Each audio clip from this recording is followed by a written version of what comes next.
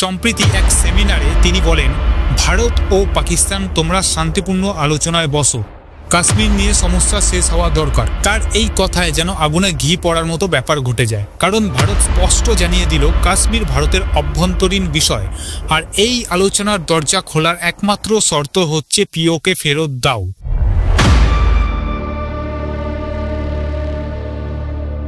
1947 সাল দেশ ভাগ হয়, কিন্তু একটা দুঃখ থেকে যায়, কাশ্মীরের বুক চিরে একটা টুকরো দখল করে নেয় পাকিস্তান। সেই টুকরোর নাম আজকের পিওকে, মানে পাকিস্তান অকুপাইড কাশ্মীর। 7 দশক কেটে গেছে, তবুও প্রতিবার কেউ কাশ্মীর নিয়ে মুখ খুললেই ভারত একটাই কথা বলে, পিওকে ফেরাও, তারপর আমরা আলোচনা করব। আর এবার সেই কথা শুনেই থমকে গেছে আমেরিকার রাজনীতি। ভারত সরাসরি জানিয়ে দিল, মিস্টার জেডি ভেন্স, আপনি মধ্যস্থতা করতে চান, দয়া করে আগে পিওকে ফেরান। তো বন্ধুরা, এই ভিডিওতে আমরা জানবো কে এই জেডি ভেন্স, তিনি কেন এত স্পর্শকাতর ইস্যুতে মুখ খুললেন, ভারত হঠাৎ এত কঠোর হলো কেন, আর পিওকের ভিতরে কি এমন ঘটছে যা পাকিস্তানের অস্তিত্বকে প্রশ্নবিদ্ধ করছে বারবার। তাহলে একটা কফি নিয়ে বসে পড়ুন, কারণ আজকের কাহিনী শুধু কূটনৈতিক না, এটা ইতিহাস, ভবিষ্যৎ, আরও এক জাতির আবেগ। তো বন্ধুরা, প্রথমে জেনে নিই জেডি ভেন্স মানুষটি কে। জেডি ভেন্স একজন মার্কিন সিনেটর, রিপাবলিকান পার্টির প্রভাবশালী মুখ। তিনি 2024 সালে ট্রাম্প প্রশাসনের অন্যতম গুরুত্বপূর্ণ পরামর্শদাতা ছিলেন।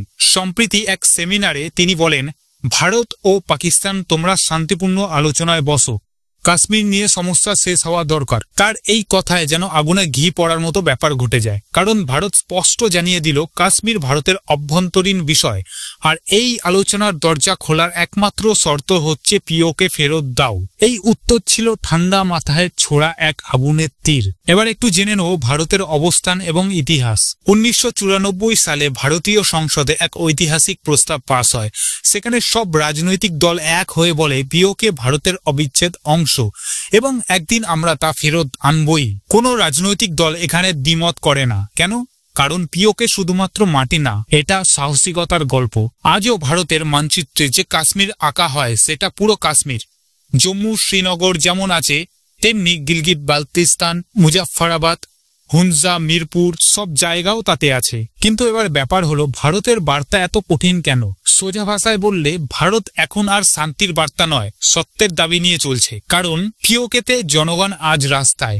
পাকিস্তানের শাসনে আর থাকা যাবে না, বিদ্যুৎ নেই, জল নেই, খাবার নেই। তারা বলছে, আমরা এত সমস্যার মধ্যেও পাকিস্তানের অংশ হিসাবে কেন থাকব? কারণ 2, পাকিস্তান দেউলিয়া হয়ে গেছে, আন্তর্জাতিক ঋণ চুকাতে পারছে না, সেনাবাহিনী এখন আর নিজের খরচও চালাতে পারছে না। কারণ 3, চীন পিওকে দিয়ে তাদের সিল্ক রোড বানাচ্ছে, সিপ্যাক। এই রাস্তায় চীন সামরিক ঘাঁটি বানানোর সুযোগ পাচ্ছে।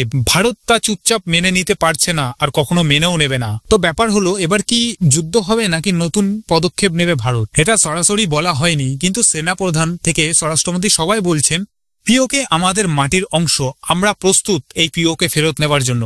2023 সালে রাজনাথ সিং বলেছিলেন, শুধু সময়ের অপেক্ষা, পিওকে ফেরত আসবেই। বিশ্বজুড়ে অনেক কূটনৈতিক বোঝাপড়ার মধ্যে ভারত আজ একইভাবে জানিয়ে দিয়েছে, পাকিস্তানের সাথে আমাদের কোনো সম্পর্ক নেই। এটা শুধু ভাষা নয়, এটা পূর্ব প্রস্তুতি বলে আপনি মনে করতে পারেন।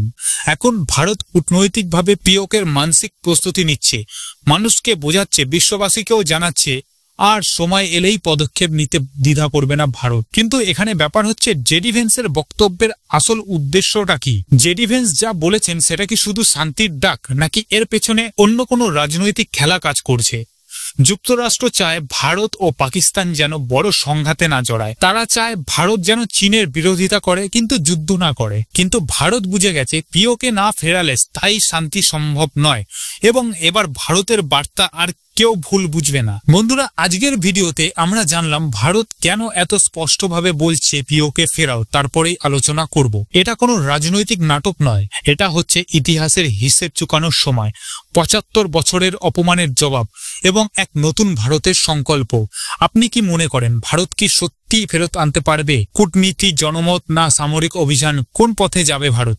নিচে কমেন্ট করে আপনার মতামত জানাতে ভুলবেন না।